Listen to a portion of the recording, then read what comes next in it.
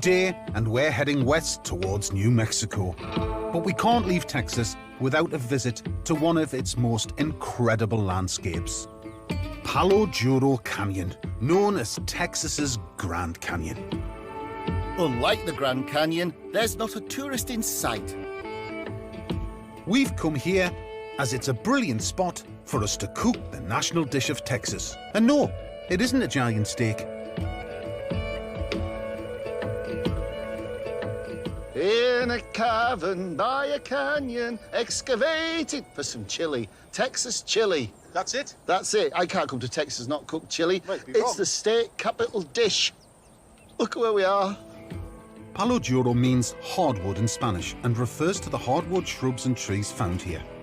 The canyon is a standing witness to Wild West history. It saw many battles during the Red River War that pushed the Native Americans out of the Texas Panhandle and made way for the cattle ranch era.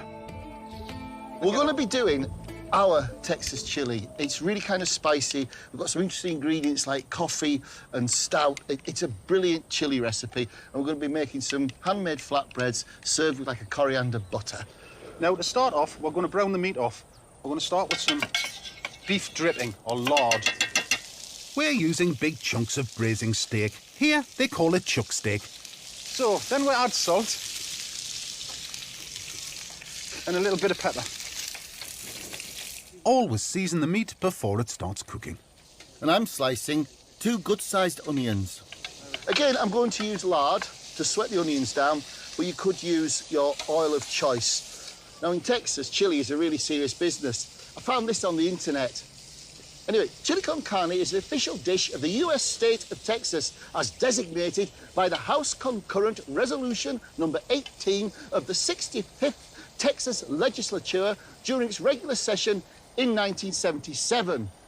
There is no mucking around with chili in these parts. For the fiery furnace that is the chili in the chili, we're going to be using jalapeno chilies, good chili powder and smoked chili powder, like a habanero. As much as we love spicy food in the UK, I've got to say here, they put chili in flipping everything.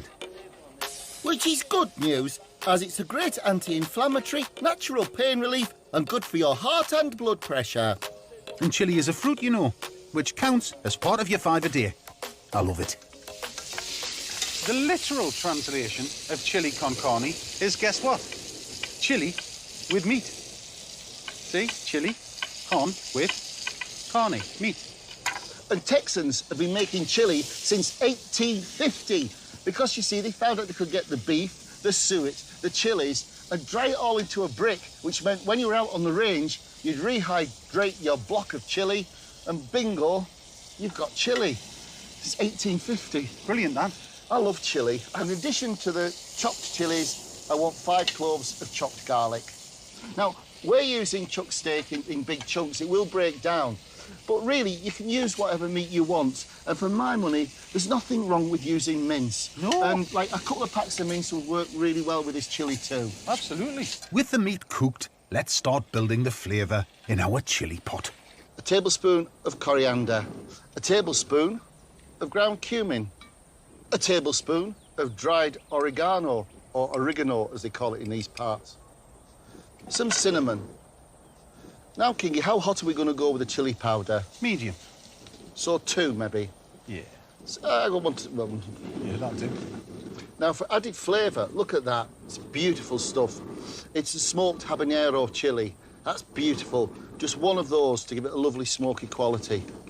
We want 2 tablespoons of tomato paste, 2 tablespoons of brown sugar. Nice. Right, now the liquid. Pretty obvious, really, a can of tomatoes. We've learnt a few tricks along the way on Route 66. We've learnt a few things about chili in Texas. We put in 100 ml of cold coffee. Fresh brewed coffee, real coffee, and that goes in. The coffee not only adds a greater depth of flavour, it also helps to tenderise the meat. This is our secret weapon. Do you remember last night when we were in the Big Texan? Most wonderful beer. Anyway, they sold us a growler of their whiskey barrel stout. So, we want about a pint, 500 ml. Oh. Yes. Chili con carne needs to cook a long time, hence the importance of adding a lot of liquid. The stout will also bring some sweetness to the spicy chili. Then the meat goes in, and we stew it for a good hour before adding the beans. But this hour of simmering gives us time to prepare the dough for our flatbreads, which are going to cook fresh, which is going to be divine. It's a simple dough. Strong white flour, baking powder, salt, and some dried thyme for flavour. And now we've got sun-blushed or sun-drenched tomatoes. Now, the difference between sun-dried and sun-blushed is that sun-dried are more dehydrated than sun-blushed. These have got a bit of ooh. So you want to use ooh as opposed to. Tomatoes and a glug of olive oil brings sweetness to the bread and balances the heat of the chili. Now for the liquid in this, you can use either milk or water. But we're using milk because we can. We just keep working this in and eventually we'll make a dough. While the dough is resting, we can add the beans to the chili. And we've got a mixture of pinto, which are very traditional, and kidney beans. Now we put the beans in and they're going to cook down for a further hour or two. While everything is simmering, we deserve a rest and a good old Texan cup of coffee.